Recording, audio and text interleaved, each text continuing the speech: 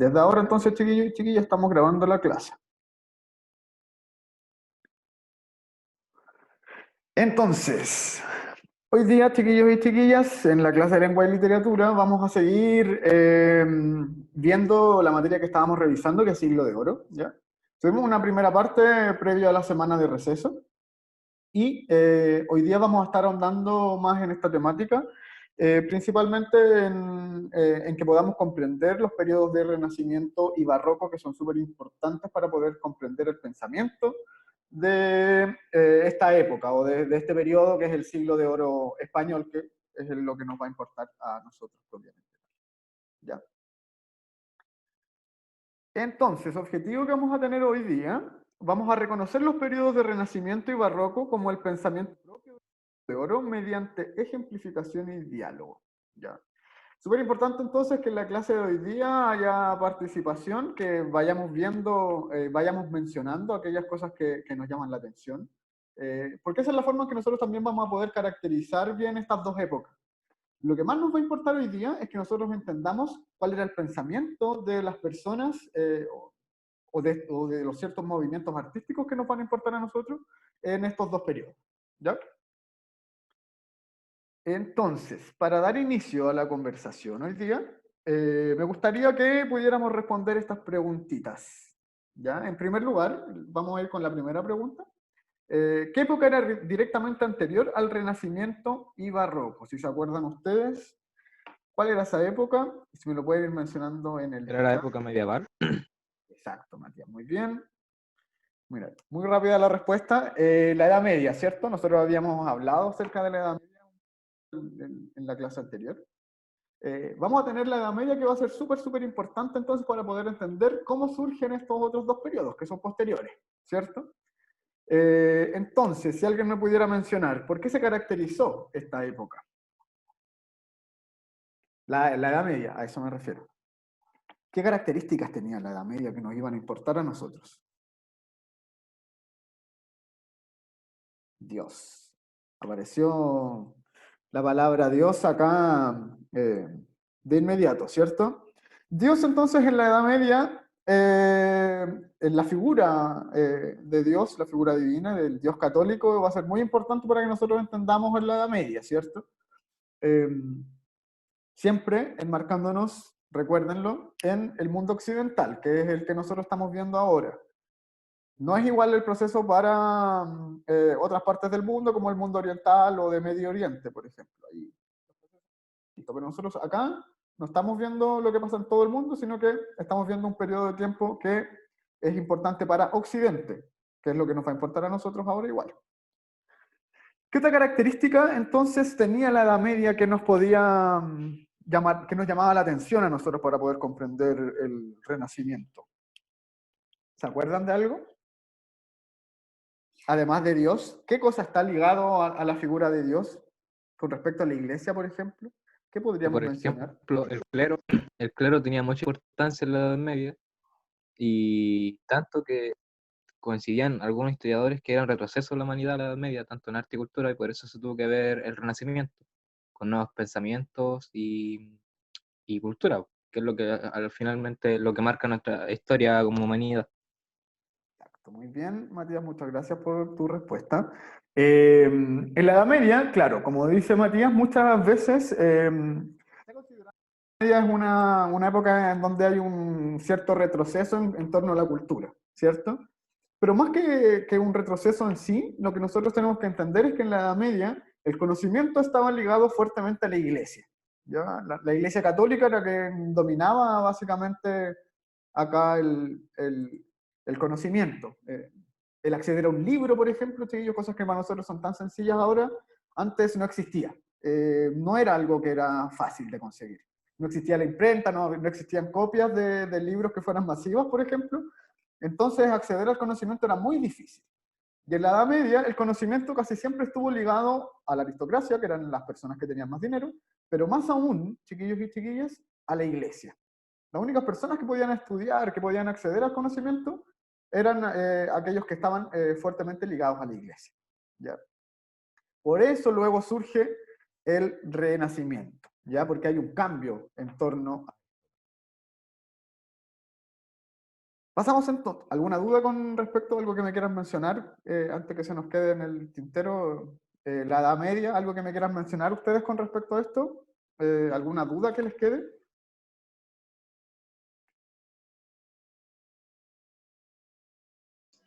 No, profe, siga. ¿El arte no era importante en esta época? ¿El arte? El arte. Ya. ¿Qué tan importante podría ser entonces el arte en la Edad Media? No era que no fuera importante, pero no era masiva. No era nada masiva el arte. ¿Ya? El arte era principalmente, si nosotros lo vemos, por ejemplo, desde la perspectiva de las artes visuales, también el arte estaba fuertemente ligado a la iglesia. Entonces, por ejemplo, empiezan a surgir las primeras pinturas en la Edad Media, a finalizar la Edad Media, en 1300 por ahí, empiezan a surgir las primeras pinturas, pero estas pinturas también están hechas, por ejemplo, en las tallas de las iglesias. Y son las primeras imágenes a las cuales nosotros podemos acceder. No era entonces que no fuera importante, pero también el arte estaba fuertemente ligado a la iglesia. Entonces nosotros entendemos el origen del arte desde ese lugar también. Desde su origen, el arte occidental, ¿ya? Desde su fuerte vínculo con la iglesia católica, ¿ya? La belleza tenía alguna conexión con las matemáticas, eso se empieza a ver ya en el Renacimiento, Ronald, ¿ya? Entonces, cuando ya estemos revisando las características del Renacimiento, vamos a fijarnos también en eso, ¿ya? Pasamos al Renacimiento, entonces. Renacimiento, ¿qué pasa entonces con la Edad Media? La Edad Media entra en crisis porque hay un periodo de revolución intelectual, ¿cierto? Hay un grupo bien potente de personas que está impulsando el conocimiento y el arte. Y de esa manera surge el Renacimiento, llevando finalmente la cultura y el conocimiento, sacándolo, desligándolo de la iglesia. No quiere decir esto que la iglesia deje de ser importante, sí. Ya para el Renacimiento igual la iglesia sigue siendo muy, muy importante, pero el conocimiento ya no queda arraigado solamente al clero, ¿ya? A aquellos que pertenecen a la iglesia católica principalmente. Características del Renacimiento, entonces, principalmente vamos a tener que va a haber una secularización y laicización del saber. Eso suena un poco complejo, ¿ya? Cuando nosotros lo vemos así, no se entiende tan bien. Pero en palabras simples, chiquillos y chiquillas, esto lo que quiere decir es que el conocimiento se desliga de la iglesia, ¿ya? Lo que hemos ido hablando hasta ahora. Antropocentrismo y humanismo. Súper importante también para el Renacimiento. Centrarse también en la humanidad, en el ser humano, ¿ya? En la Edad Media teníamos un periodo que era fuertemente teocéntrico porque la figura de Dios era muy importante. En el arte, por ejemplo, como creo que alguna vez se los mencioné, en la Edad Media muchas obras eran anónimas porque no importaba tanto el artista, sino que importaba que eran dedicadas estas obras a Dios, ¿cierto? En el Renacimiento, por ejemplo, eso tiene un cambio y los artistas ya empiezan a firmar sus obras, porque también es importante tener el reconocimiento terrenal, ¿ya? Que se reconozcan a los artistas, ¿ya? No son solo las obras creadas solo para Dios, sino que también para el reconocimiento propio. Entonces hay un fuerte antropocentrismo, ¿ya? Revaloración de la antigüedad clásica. ¿Se acuerdan ustedes cuáles son las civilizaciones clásicas? Si yo les hablo acerca de esto, ¿alguien recuerda eso?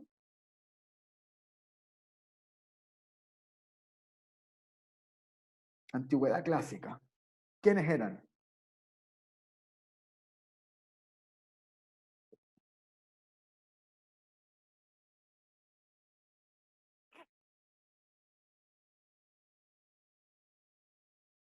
¿Pero usted está hablando de la edad antigua?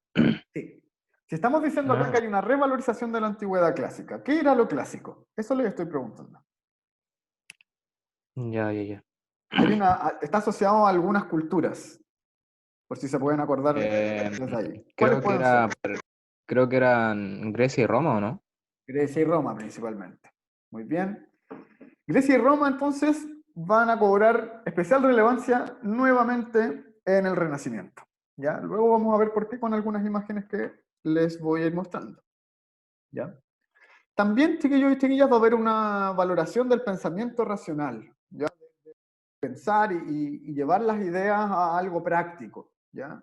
No que el pensamiento sea algo volátil o meramente filosófico, ¿ya? Sino que llevar el pensamiento a cosas concretas. A eso se refiere un poco también el Renacimiento. Y por eso hay tantas obras y tantas cosas que se hicieron en esta época, pese a que no fue tan larga como otras épocas, tiene una producción artística que es muy elevada. Y eso también tiene que ver con la valoración del pensamiento racional. También va a haber una fuerte curiosidad científica y técnica, ¿cierto? La ingeniería, por ejemplo, empieza a tener un gran valor en esta época, la arquitectura también, muy importante. También va a haber un estudio de la naturaleza en las artes, ¿ya? Entonces las artes, chiquillos y chiquillas, se van a empezar a ligar fuertemente también a los espacios naturales, ¿ya? Ahí paisajes van a empezar a cobrar mucha más relevancia en una pintura, por ejemplo. El arte como consideración de la artesanía. Y acá me gustaría hacerles una pregunta que yo creo que va al callo. ¿Creen ustedes que la artesanía es un arte o no? ¿Qué piensan ustedes acerca de esto?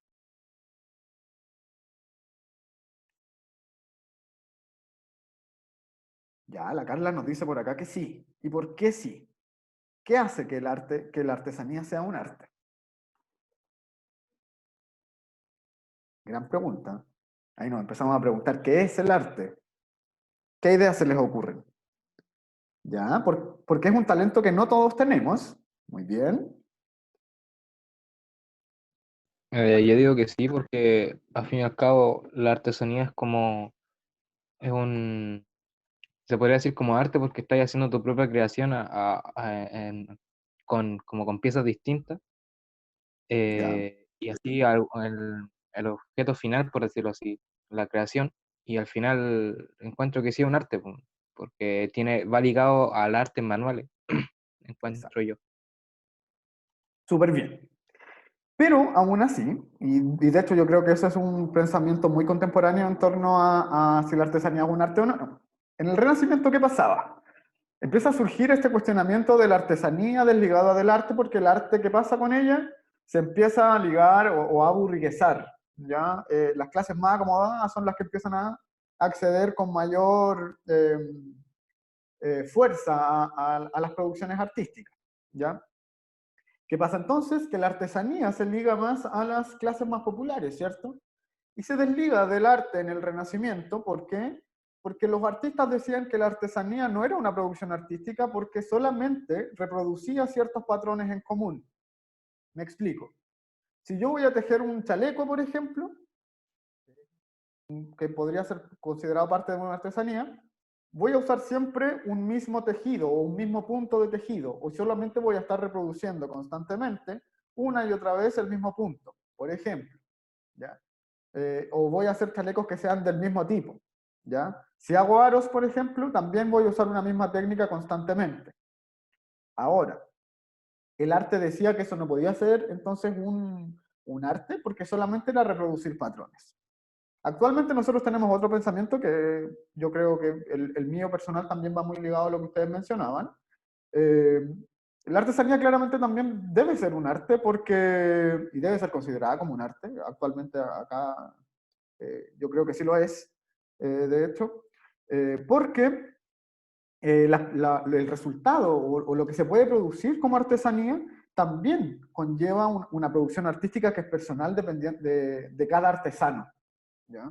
Eh, una persona que hace aros no va a hacer los mismos aros que otra persona que también hace. No es solo reproducir cosas, sino que también es crear objetos, ¿ya? O objetos artísticos, a eso me refiero. Y también va ligado a la cultura de cierta nación. Muy importante, gracias por mencionarlo, que se me va a ir. Eso también es muy importante, porque por ejemplo la artesanía local de Santiago va a ser distinta a la artesanía mapuche, la artesanía chilena en general va a ser distinta a la artesanía que vamos a producir en otros países, como en Argentina, o si nos vamos más lejos, no sé, en Italia o en España, ¿cierto? Entonces, esos tipos y ver esos resultados que son tan disímiles unos de otros, tan distintos, también hablan acerca del valor que tiene esto como arte. ¿Ya? También va a haber una autonomía del arte porque va a haber una individualización en cuanto a qué es lo que se quiere hacer, a las reproducciones. Los artistas empiezan a cobrar mucho valor y se empiezan a ser conocidos conocidos porque, por su forma de producir arte. Ya ahí vamos a ir viendo después más o menos a qué me refiero. También va a haber una búsqueda de la simetría, de la proporción y el equilibrio. Y acá empieza a aparecer lo que me mencionaba Ronald antes, me había preguntado, acerca de la belleza. En esta época, chiquillos y chiquillas, empiezan a surgir estudios acerca de lo bello, ¿ya? Pero también estudios en torno a cómo es el cuerpo humano, por ejemplo, ¿ya? ¿A qué es lo que vamos a considerar bello, ¿ya? ¿Cómo son las proporciones del cuerpo? Los primeros estudios, entonces, de proporciones del cuerpo humano surgen en esta época también, ¿ya? Práctica del mecenazgo. También va a ser súper importante florecimiento artístico. ¿Qué es mecenazgo? Cuando existían mecenas. ¿Alguien sabe lo que es un mecenas? Si me lo puede mencionar. ¿O se le ocurre qué es un mecenas? ¿Qué hace?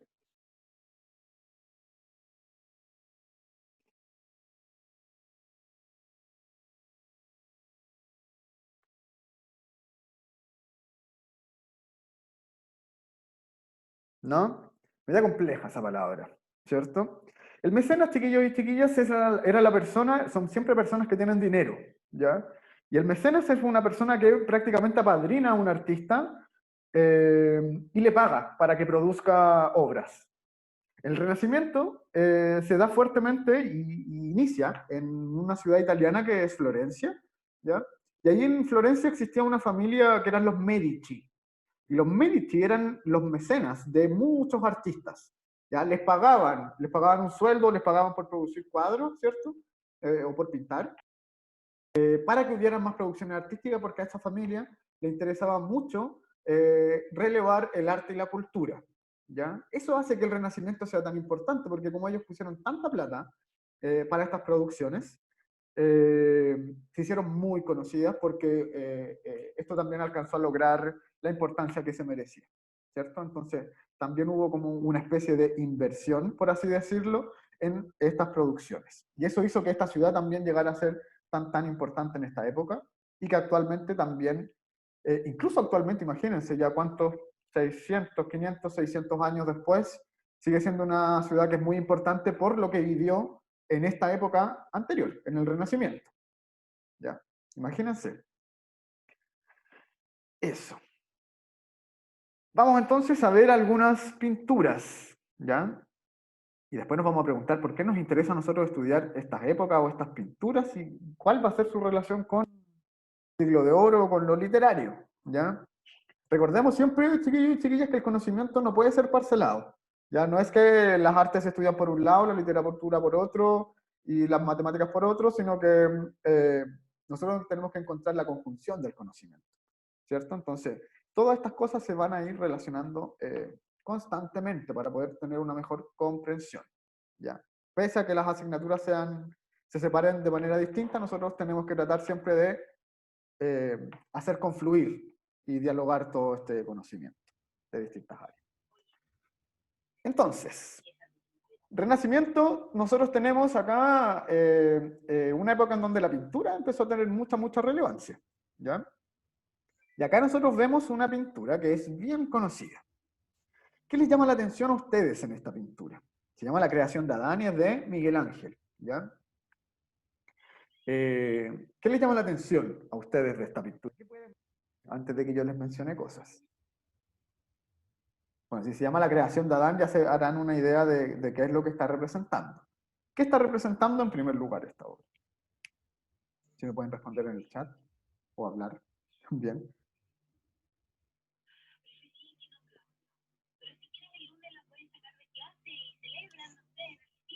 ¿Quién es el caballero de barba, por ejemplo?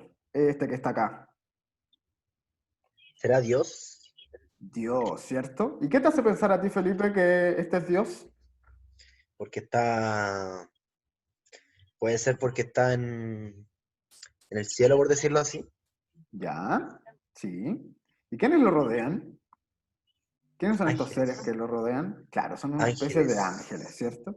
Entonces tenemos acá Yes. características. ¿Y dónde está este Dios? ¿Está de manera más alta o está más abajo que este otro ser humano que está acá? Estaba arriba, estaba Está arriba. más alto, ¿cierto? Está mucho más, o sea, no mucho, pero está más alto. Ya, eso ya nos da ciertas luces. La figura divina siempre tenía que estar sobre la figura humana, ¿cierto? Para el Renacimiento, pese a que quebró un poco este molde en el catolicismo, Dios no pierde importancia, entonces sigue estando sobre la figura humana, ¿ya? ¿Y cómo están las manos de estos sujetos de Dios? Y vemos acá a un Dios representado, ¿cierto? Y acá vemos nosotros a Adán, ¿ya? A la figura de Adán. ¿Cómo están sus manos acá?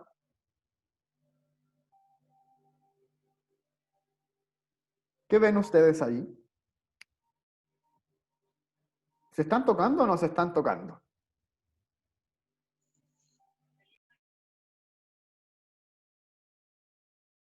¿A alguien se le ocurre? No, No se están. ¿Quién me respondió? yo. El Ronald. No se están tocando, ¿cierto? No se están tocando las manos, ni Dios con Adán, ¿cierto? ¿Eso, eso también nos quiere decir algo. ¿Qué cosa querrá decirnos este cuadro entonces con respecto a esto? Si están muy cerca, pero aún así no se están tocando. Que por más que avance la vida humana, nunca va a estar a la par de un ser divino. Ya, muy buena lectura. De cierta manera, entonces, esta pintura, chiquillos, es una pintura que está en el techo de una iglesia. No es una pintura que nosotros vemos en un cuadro. Está en el techo de la Capilla Sixtina y la pintó Miguel Ángel. ¿Ya? Entonces, imagínense lo que era esto para la gente. Una época en donde las imágenes no existían. No, la gente no tenía un celular, no tenía una revista siquiera para poder ver una foto. No existía la fotografía tampoco. Entonces nadie veía imágenes. Nosotros lo único que podíamos ver en esta época era la realidad. ¿Ya? Las primeras imágenes que pueden ver entonces las personas son las pinturas que empiezan a surgir, empiezan a surgir en la Edad Media, pero en esta época tienen mucha importancia y cobran mucha más realidad. ¿Ya? Entonces imagínense lo que era para la gente entrar a una iglesia y en el techo ver a la figura de Dios representada como figura humana de partida, porque antes no habían reproducciones que nos mostraran la figura de Dios, muy poco, ¿ya? Entonces nosotros vemos acá un Dios representado y que además está siendo casi tocado por un hombre, y por un hombre desnudo, ¿ya? Eso, chiquillos y chiquillas, mucha controversia generaba en esa época. ¿Por qué? El hecho ya del desnudo era muy controvertido en esta época porque veníamos saliendo de una época fuertemente católica que tendía más a cubrir los cuerpos y el desnudo era algo muy, muy complejo para esa época. ¿Ya? Y además este hombre está casi tocando a Dios, entonces era, pero ya la polémica misma, este cuadro. Entonces, de cierta manera, y me gustaría que se quedaran con esta idea, esto representa de alguna manera el pensamiento renacentista. ¿Ya? ¿Por qué? Porque la figura humana empieza a cobrar mucha relevancia, pero a la vez nos dice que la figura divina igual siempre va a seguir estando en una posición superior a la humana. ¿Ya? Fíjense también en el fondo, es liso. ¿Ya? Eso nos vamos a fijar después también en contraposición al barroco. Vamos ahora con el nacimiento de Venus. ¿Algo que me quieran mencionar con respecto a esta otra imagen? ¿Algo alguna duda que les quepa?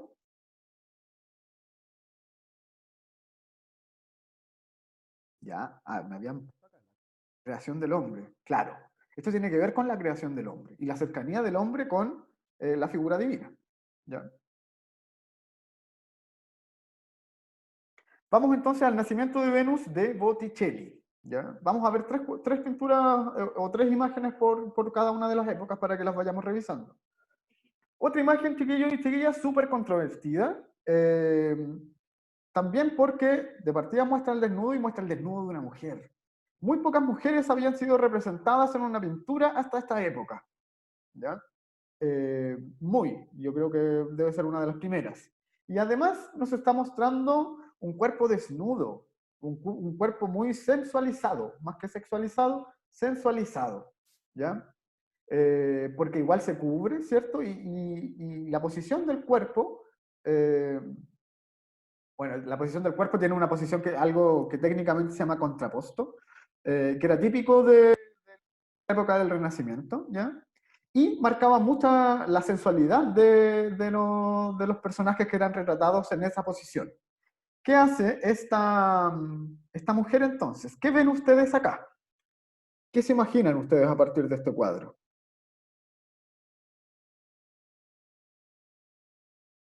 ¿O qué cosa les llama la atención aquí? Esta es una imagen que es muy conocida.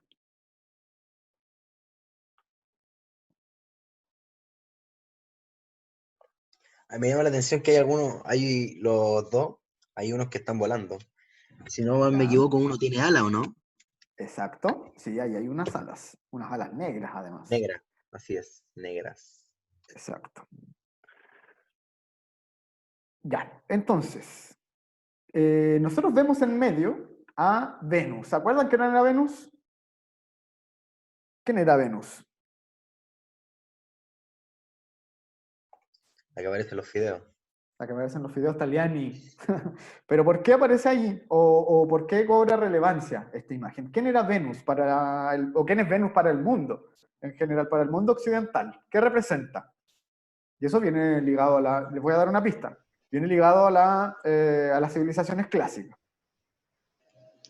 Era una diosa romana, ¿no? Una diosa romana. ¿Y diosa de qué era, Leonard? ¿Te acuerdas? Ahí me pilló. La diosa de la belleza. Ahora no. ¿Ya? Va a Ah, representar la belleza, la Venus, ¿ya? Entonces, por eso tiene esta figura, tiene este cuerpo tan sensualizado, como les mencionaba, y se muestra de esta manera. Entonces, muestra en esto el mito de Venus, que ya era muy polémico. Recuerden ustedes que los romanos eran politeístas, creían en muchos dioses. Y esta pintura fue pintada en un momento en que el mundo era monoteísta, en que la religión católica se había encargado de que la creencia occidental estuviera basada en un solo dios.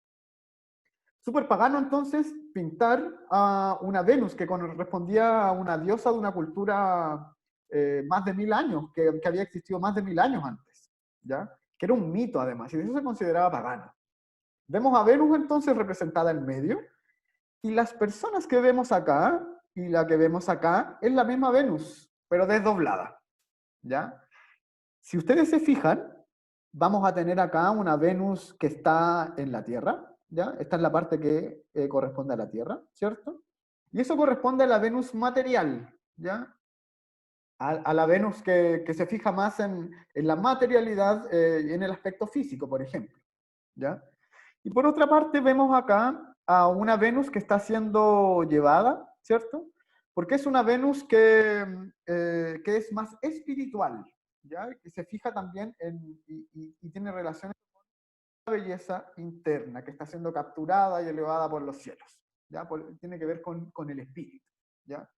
Si ustedes se fijan entonces, la Venus material está ligada a la Tierra, y la Venus del nacimiento, que está naciendo, está acá en esta parte que es como el mar, y la Venus espiritual está en el aire, siendo elevada por cierto espíritu, ángel, como queramos representarlo, ¿ya?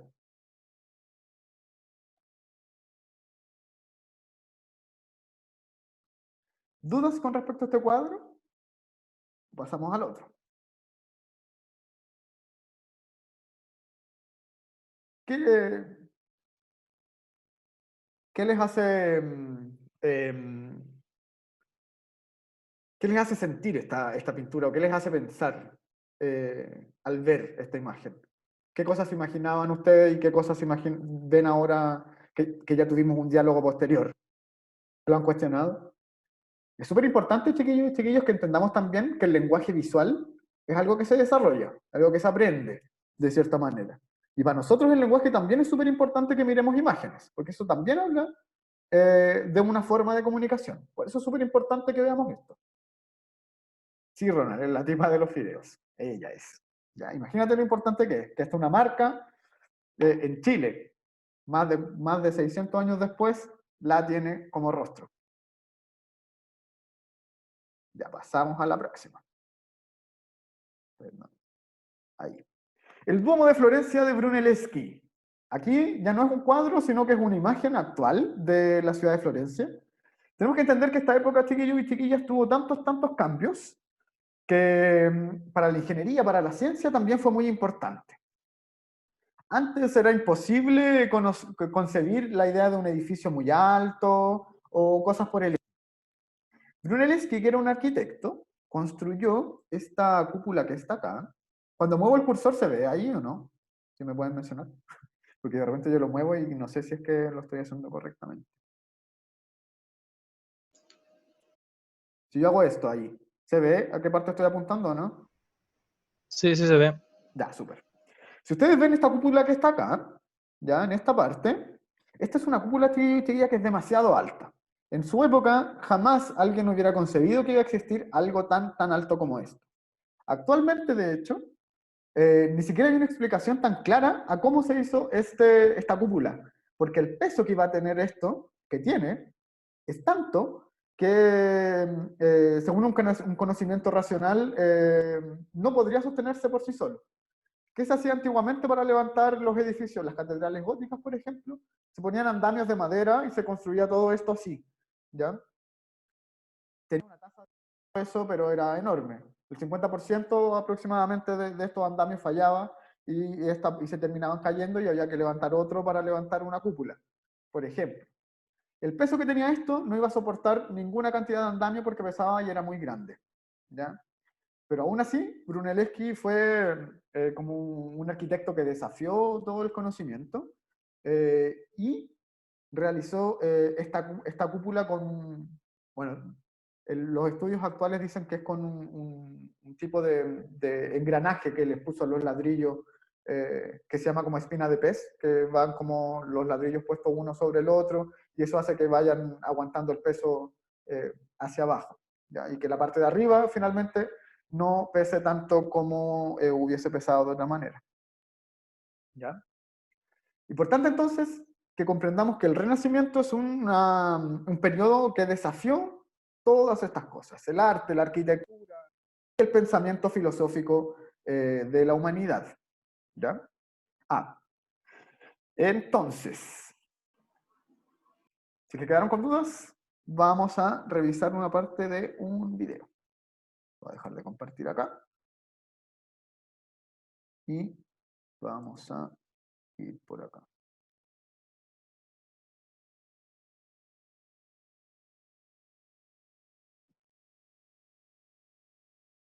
Sí, la clase está siendo grabada, así que no se preocupen por eso.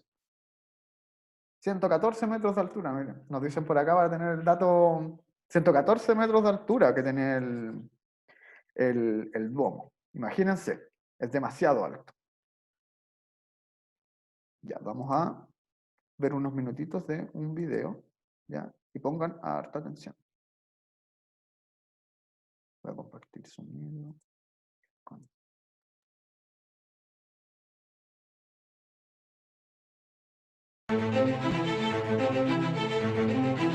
Plaza de San Pedro con la Catedral de San Pedro, mejor conocida como la Basílica de San Pedro. Un monumental y magnífico edificio, con grandes estatuas de apóstoles que parecen ídolos. Es el monumento más impresionante del Renacimiento. Las colosales arcadas de columnas recuerdan los templos antiguos. La Basílica de San Pedro es la iglesia más grande del mundo. Tan solo algunas pocas generaciones antes de su tiempo hubiese sido imposible construir un edificio así. Nadie hubiese podido planear y organizar el trabajo. Nadie tenía los conocimientos necesarios de matemáticas, física, estática. Sencillamente no se hubiese podido.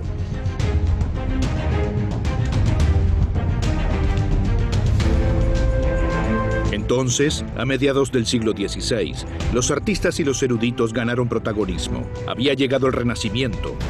El ser humano logró lo que durante más de 1000 años se vislumbraba imposible. En En tan solo 4 generaciones, poseían el conocimiento para realizar proyectos gigantescos como la Basílica de San Pedro. Como si un turbocompresor acelerara el desarrollo de Europa. La fuerza motriz fueron hombres como Miguel Ángel Buonarroti, genios universales que encontraron soluciones a todos los problemas, que hicieron realidad lo que parecía imposible. Su obra tiene efecto hasta el presente. Pero ¿cuál es su secreto? El secreto de una época en la que el mundo pareció cambiar. El del Renacimiento.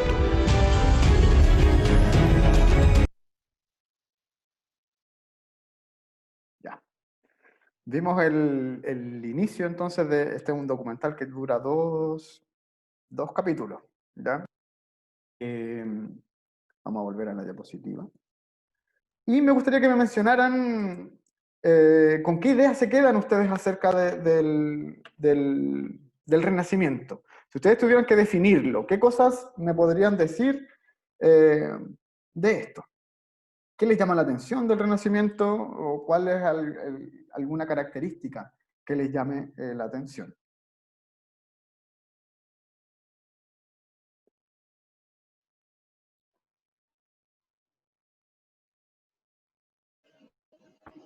Podría decirse que me llama la atención el cómo cambian todo lo que era la creencia de Dios en tan poco tiempo. El cómo ya lo empezaron a olvidar haciendo pinturas de desnudos, hasta incluso arquitecturas que en su tiempo pudieron haber sido hasta, ¿cómo se llama? Deshonrosas, por así decirlo. Sí, completamente. Leonard, yo no puedo ver acá. Esta es una época, chiquillos y chiquillas, que va a romper con muchos esquemas. Y eso es lo crucial que nosotros tenemos que entender de acá, ¿ya? Se dice mucho que esta es una época que comprimió mucho el avance científico, porque se lograron muchas cosas en un periodo de tiempo muy acotado, ¿cierto? En 2 siglos, menos de 2 siglos, un siglo y medio, una cosa así. Hubo una cantidad de avance tanto en ciencias como en arte y humanidades que fue impresionante para esa época, ¿ya? Y eso es lo que hace también realzar tanto esta época, ¿ya? Pasamos entonces al barroco, ¿ya? El siglo XVII. El barroco entonces va a ser otra época y vamos a tener un quiebre nosotros en el Renacimiento. Y acá no hay un hecho explícito que marque cuál es el final del Renacimiento y cuál es el inicio del barroco, ¿ya? Pero entendemos que hay un cambio de pensamiento, un cambio de ideologías en esta época, ¿ya? También pasa que todos los grandes creadores del Renacimiento mueren, y hay como en la sociedad un dejo de sentir de que ya no se van a poder hacer cosas tan grandes como las que se hicieron en el Renacimiento, ¿ya? Surge el manierismo, por ejemplo, que es otra expresión artística que fue un poco deficiente en algunas cosas, entonces hace que la humanidad también tenga un pensamiento en torno a esto, ¿ya? En torno a la composición de color, de movimientos también en pintura y cosas por el estilo. Que hacen finalmente que surja el barroco, que va a ser un periodo que va a ser bien distinto al Renacimiento, pero que también va a tener elementos en común.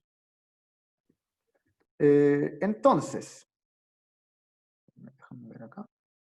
El barroco se va a caracterizar principalmente por estas cosas que ponemos acá, ¿cierto? Va a haber un arte entonces que va a exponer el gusto por lo elegante, lo extravagante y el exceso de ornamento. Importantísimo. El barroco siempre va a tener producciones artísticas que van a estar repletas de cosas. Los espacios vacíos les van a cargar a los artistas del barroco. No pueden haber espacios vacíos, siempre tienen que estar todo muy bien ornamentado. En la literatura va a pasar más o menos lo mismo, todo va a estar lleno de detalles, ¿ya? Y los espacios, las narraciones propias del barroco van a dar muy poco espacio a la narración, porque van a haber muchas acciones consecutivamente, ¿ya? Entonces produce un gran cambio. Va a haber entonces una valorización del detalle, por lo que les mencionaba recién. También va a haber una búsqueda de la espiritualidad, de las sensaciones y de las acciones. ¿ya? Lo espiritual entonces empieza a tener mucha importancia, ¿ya? Por eso se dice que hay una vuelta al teocentrismo. Si antes había sido antropocéntrica la sociedad en el Renacimiento, ahora volvimos al antropocentrismo, pero desde un aspecto mucho más espiritual que el catolicismo secular de la Edad Media, por ejemplo, ¿ya? Mucho más ligado entonces a la espiritualidad. También va a haber dualismo y contradicción, ¿ya? Va a haber mucho contraste. El contraste al barroco le va a importar mucho. Mostrar cosas que sean muy distintas unas de otras. Y ahí vamos a ir viendo después en las imágenes cómo se va a dar eso.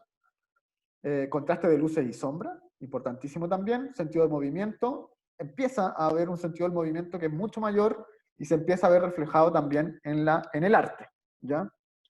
Oscuridad, complejidad y sensualismo también. Y ahí vamos a tener, por ejemplo, el sensualismo está muy ligado a lo renacentista.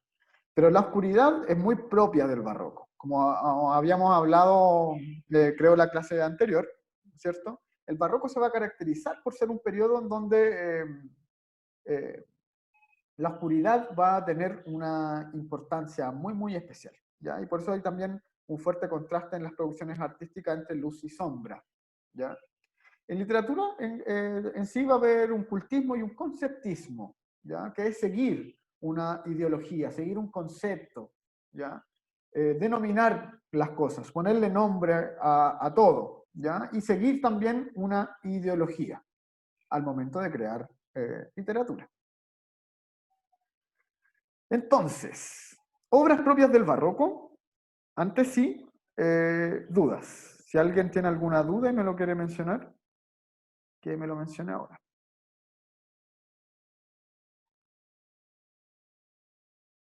¿No? Me voy a dejar de compartir. Profe, esta es como la etapa anterior perdón, al siglo de las luces, ¿cierto? El barroco, sí. Es el periodo anterior al siglo de las luces, que es el neoclasicismo. Ya, eso era. Muy bien. Acá. Ahí sí. Que delante no podía ver. Entonces, chiquillos y chiquillas, vamos a ver imágenes. Muy importantes las imágenes, entonces. El éxtasis de Santa Teresa de Bernini. Esto es una escultura. ¿Ya? También está en Roma. ¿Ya? ¿Qué vemos nosotros acá? ¿Qué creen ustedes que vemos en esta escultura? Fíjense acá y fíjense en el rostro de Santa Un Teresa. ángel, ¿o no? Un ángel. ¿Ya? ¿Y qué tiene ese ángel en la mano? Mira acá. Una flecha. Una flecha. Una flecha. Entonces, ¿quién es ese ángel? ¿Se ¿Será acuerdan de esa Cupido? figura? ¿Ah?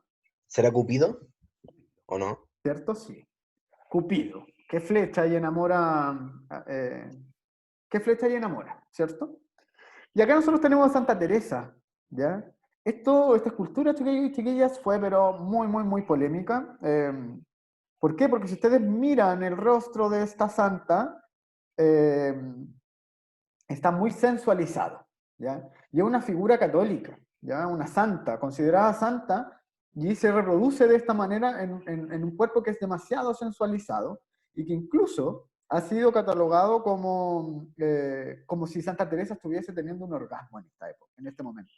¿Ya? ¿Por qué? Porque está siendo atravesada, va a ser atravesada por la flecha de Cupido, pero eso va en relación hacia la imagen divina, ¿ya?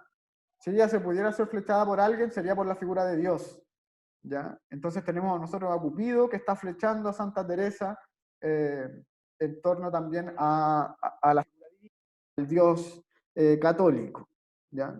Entonces, chiquillos y chiquillas, esta imagen nosotros nos tenemos que fijar fuertemente en las expresiones, en la expresión facial, por ejemplo, de esta santa, y también en la figura de Cupido, ¿ya? Acá, las meninas de Diego Velázquez. Y esto es muy importante, perdón, ver esta pintura, ¿ya? ¿Por qué? Porque Diego Velázquez es español. Nosotros estamos estudiando y vamos a seguir estudiando el siglo de oro español, recuérdenlo. Entonces, ver esta pintura es una de las reproducciones que van a tener un enlace, pero crucial para que nosotros comprendamos el siglo de oro, ¿ya? Desde la visualidad. ¿Qué tenemos nosotros en esta pintura? una pintura barroca, ¿ya? Entonces, si decíamos nosotros que al barroco le iba a interesar mucho la oscuridad, si ustedes se fijan acá, desde esta parte hacia arriba es súper oscuro. Desde esta parte hacia abajo está súper iluminado. ¿Desde dónde viene la luz? Ya hay un estudio de la luz acá, ¿cierto? Si ustedes se fijan, viene desde acá, que al parecer hay una ventana, desde acá iluminando hacia las meninas, ¿cierto? Y desde esta puerta que está acá atrás, ¿ya? Entonces esos son los puntos que le dan luz a este cuadro, y acá vamos a tener todo este espacio de oscuridad que van a ser propios del barroco. ¿Qué ven ustedes acá? ¿Qué les llama la atención de este cuadro? Porque este cuadro tiene un detalle que es bien importante. ¿Qué cosas podrían ver ustedes aquí que les llaman la atención? Las fotos del fondo. Ya, la foto del fondo. La foto del Pero fondo... más que una foto parece un espejo, ¿no? Exacto, Felipe. Por eso, Exacto. A Es ver, súper extraña compadre. esta foto que está acá en el fondo, o el efecto visual que se produce allí, porque es un espejo, ¿ya? Al parecer es un espejo. Y esto es un espejo porque este cuadro lo que propone es que finalmente lo que se está pintando acá no es este cuadro que nosotros vemos acá. Porque acá, en esta parte, este caballero que está acá, es Diego de Velázquez, el pintor. Y él se pintó a sí mismo haciendo un cuadro en este lienzo enorme que ustedes ven acá. Esto es un lienzo, que es la tela donde se pinta, ¿cierto? Si ustedes ven este lienzo y ven a Diego de Velázquez acá mirando hacia este lado, está mirando a esta gente que está reflejada acá en este espejo. Entonces, al parecer, Diego de Velázquez no está pintando acá a la infanta, esta que está acá es la infanta Margarita de Austria, ¿ya?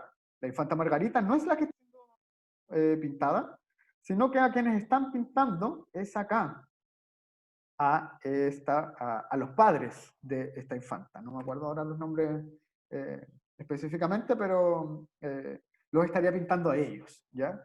Porque él estaría mirando hacia acá, ellos estarían en esta parte, y acá el rostro de ellos se estaría reflejando en este cuadro, ¿ya? Eso es como una de las características también que nosotros podemos ver acá. ¿Qué es importante para que nosotros visualicemos estas características del barroco? Claroscuro, principalmente. Y también el cuestionamiento de la pintura, porque aquí ya hay un cuestionamiento de qué es lo que se pinta, ¿ya? Y eso hace que también esta pintura tenga especial relevancia. Que vemos entonces una infanta que está acá, ¿cierto? Las meninas, que son como las sirvientas, por así decirlo, de esta infanta. Tenemos el pintor, y tenemos también una monja, y tenemos un caballero, un sirviente también de la casa, que estaría en esta parte de acá, mirando de reojo la escena que tenemos pintada en esta parte. ¿Ya?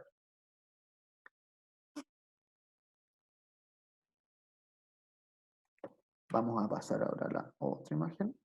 Y por último, tenemos otra imagen, ¿ya? Otra cosa, y antes que se me olvide. No, mejor lo vamos a ver con respecto a esta imagen. Características importantes del barroco: recuerden que la ornamentación era muy importante, ¿ya? Los espacios llenos, no dejar espacios que no estén decorados. Siempre tiene que haber mucha decoración, y todo tiene que ser muy detallado. Esta pintura entonces, chiquillos y chiquillas, nos va a representar el barroco, pero ya en su máximo esplendor. Una cantidad de cuerpos acá representados que no es menor, ¿cierto? Todos están absolutamente decorados. Si ustedes se fijaban, por ejemplo, vamos a ir acá, acá, por ejemplo. ¿Cómo es este fondo? Es mucho más liso, ¿o no? ¿Cómo es el fondo de acá?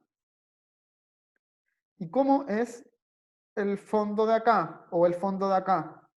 ¿Qué diferencias podemos ver nosotros ahí? ¿Qué se les ocurre? ¿Cómo pueden ser? ¿Qué diferencias encontramos nosotros acá? Los fondos son mucho más detallados, ¿no? Ahí está más trabajado. Mucho más detallados, ¿cierto? Nos importa el detalle. Y esa es la palabra que más nos va a ayudar a entender esto, el detalle. El detalle para el barroco es muy importante.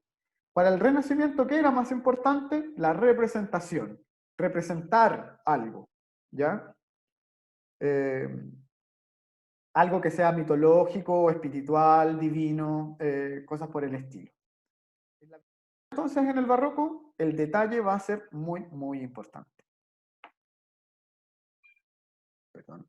Y este cuadro que nosotros vemos acá se llama La Fiesta de Venus y es de Rubens, ¿ya? Si nosotros nos fijamos entonces acá, lo más importante era que nosotros pudiésemos ver acá la cantidad de detalles que hay en este cuadro. Miren cómo es el árbol, es muy detallado, o sea, casi como que el pintor quisiera hacer prácticamente hoja por hoja. Estos cuadros, chiquillos y chiquillas, son enormes. O sea, es imposible, acá se pierde un montón de detalles porque la imagen es muy pequeña. Pero estos cuadros son del tamaño de una pared entera hasta medir como más de 2 metros de alto. O sea, son enormes, ¿ya? Entonces, buscaban siempre causar mucha impresión, pero también mostrar mucho detalle acerca de lo que se está representando. También es muy importante el claroscuro. Ven acá los árboles, que son los que dan esta especie de sombra, son aquella parte que está más oscura, ¿cierto? Y nosotros vemos acá algo que pareciera ser una tormenta, ¿ya? Y acá tenemos la fiesta de Venus. Si en el Renacimiento teníamos el nacimiento de Venus, acá en el Barroco nosotros tenemos otra perspectiva de esta misma diosa, sino que tenemos su fiesta, ¿ya? Entonces tenemos acá puro goce en torno a lo amoroso. Y esa es la representación. Para que entendamos esto mejor, entonces, también vamos a ver un fragmento cortito de un video, que creo que ya estoy en el límite. Vamos a dejar de compartir acá.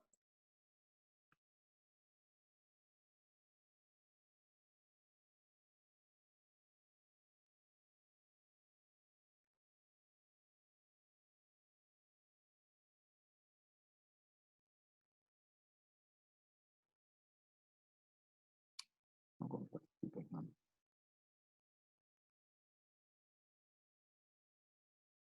Perdón, que no puse optimizar el sonido ni la pantalla.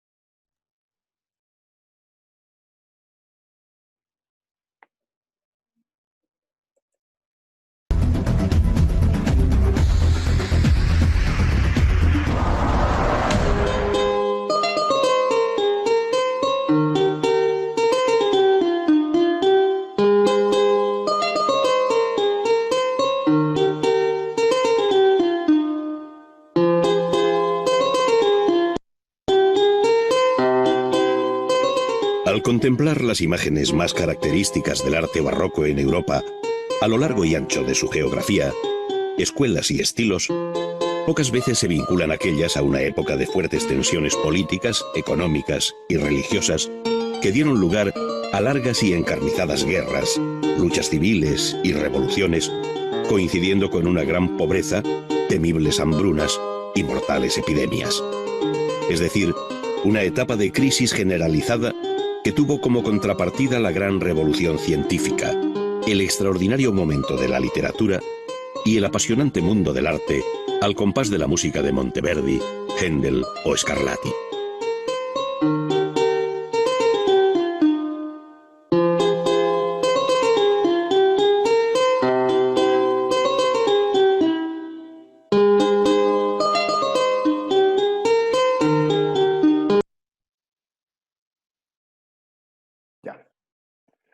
¿Qué nos mencionaba entonces el video con respecto al barroco? ¿Qué les llamó la atención de aquí? ¿Cómo era esta época? ¿Por qué se había caracterizado? ¿Les llamó algo la atención con respecto a eso? Dijeron cosas que yo no había mencionado, pero nos ayudan a comprender mejor este periodo y cómo surge.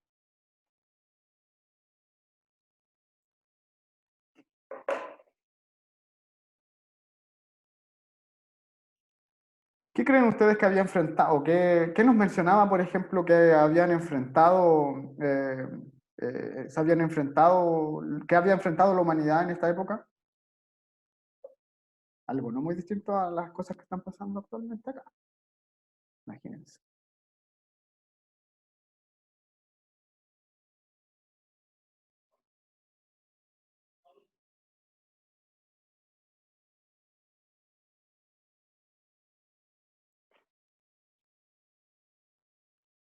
¿O qué les llama la atención a ustedes del barroco? ¿Qué características les llamó la atención a ustedes? Dejamos en el video, chiquillos y chiquillas. En el video no se nos mencionaba que en el barroco se habían enfrentado a un periodo de fuertes conflictos sociales, de guerras, ¿cierto? De hambruna, la gente estaba muriendo de hambre porque no había no había dinero y la brecha social era muy, muy alta. Había gente que tenía mucho, mucho dinero y había mucha gente muy empobrecida, ¿cierto? Y el dinero estaba arraigado a una clase acomodada que era muy mínima. Entonces había una hambruna que era muy fuerte. Y también la sobrevivencia a epidemias, ¿cierto? Europa venía saliendo de la peste negra, por ejemplo, que duró miles de años, o sea, cientos de años en verdad, y que era un proceso que tuvieron que enfrentar también. Nos dice por acá el Leonard que en el barroco había mucha pobreza y estaban pasando epidemias como la peste negra y demás enfermedades. Justamente lo que les estaba mencionando. Entonces, el barroco va a ser un periodo complejo por eso, ¿ya? Porque varios conflictos sociales que habían ocurrido antes desembocan también en una sociedad que está viéndose afectada en este momento, ¿ya? Vamos a volver a compartir acá. Entonces, chiquillos, para sintetizar esto, nosotros vamos a tener que el Renacimiento y el Barroco van a estar fuertemente ligados, ¿ya? En torno a los vamos a ligar nosotros, no que estén ligados entre sí. Nosotros vamos a ligar el pensamiento de estas dos épocas, por eso me interesaba mucho que las pudiésemos ver, para vincularlas al siglo de oro, ¿ya? Pensemos, porque nosotros estábamos revisando recién el Renacimiento italiano, prácticamente, y el barroco, ¿cierto? Que lo vimos de una forma quizás más extendida, ¿ya? Pero estas dos épocas fueron las que influenciaron el siglo de oro español. Entonces, para que nosotros entendamos el siglo de oro español, primero tenemos que entender cómo era el pensamiento de estas otras dos épocas, ¿ya? Próxima clase, entonces, nosotros vamos a enfocarnos mucho más en lo que pasaba en España en esta época, que finalmente es también el conocimiento o la literatura y la producción artística que al colonizar América también se instaura en esta parte del mundo, ¿ya? Y por eso nos interesa a nosotros también estudiarlo. Para pensar, espérenme un poquito que acá no puedo ver, así. Para pensar, y les voy a dejar estas preguntas, y esto va a quedar como tarea, ¿ya? ¿Por qué creen ustedes que estudiamos estas épocas a través de pinturas? ¿Qué relevancia le ven a eso? ¿Y qué sentido literario le ven a esto? ¿Ya? Ya me voy a dejar de compartir acá. Voy a compartir. ¿Ya? Ah, perdón. Esto me está tirando un error. Ahora sí. Tarea entonces que vamos a dejar va a ser estas dos preguntas porque vamos a partir la próxima clase con estas dos preguntas. No quiero que me las respondan ahora porque es algo que tenemos que pensar. Ya hay cosas que tenemos que procesar de repente para poder darles un sentido. Y en este caso, estas dos preguntas van a ser vitales para que nosotros comprendamos por qué estamos estudiando así estas épocas. ¿Ya? ¿Por qué creen ustedes entonces que estudiamos estas épocas a través de pinturas? ¿Y qué sentido literario le ven a esto?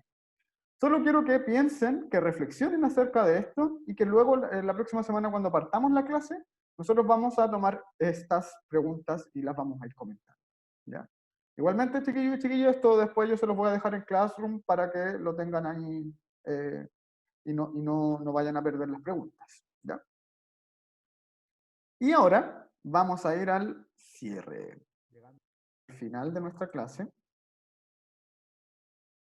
Vamos a responder primero, ¿cuál es el vínculo del Renacimiento y el Barroco con el siglo de oro? Ya, solo la primera pregunta primero.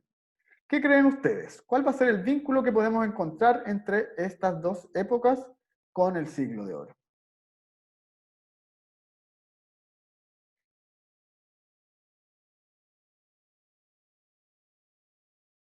Pensemos, si vamos respondiendo en el chat o podemos abrir los micrófonos. Ya, recuerden que siempre invitados también, invitadas también a que abran sus micrófonos y puedan comentar, ¿ya?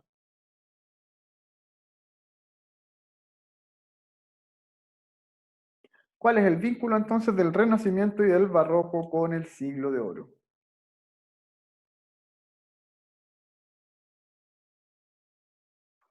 ¿Qué se les ocurre?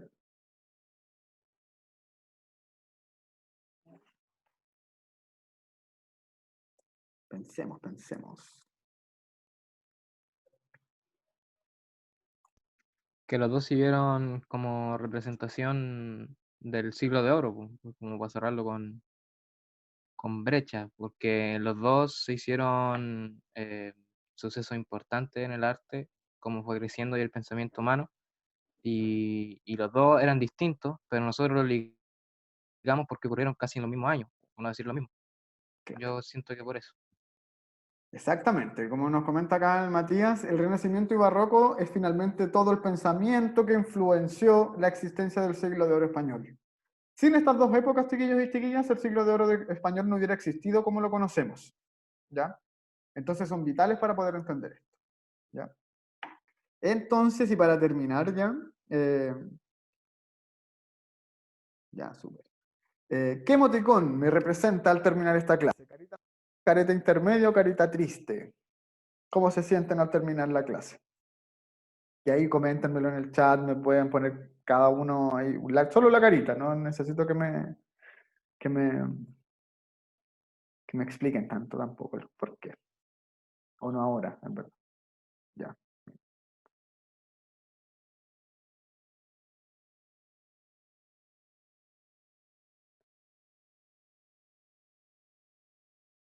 No puso cara triste, puso cara normal. Ya, súper.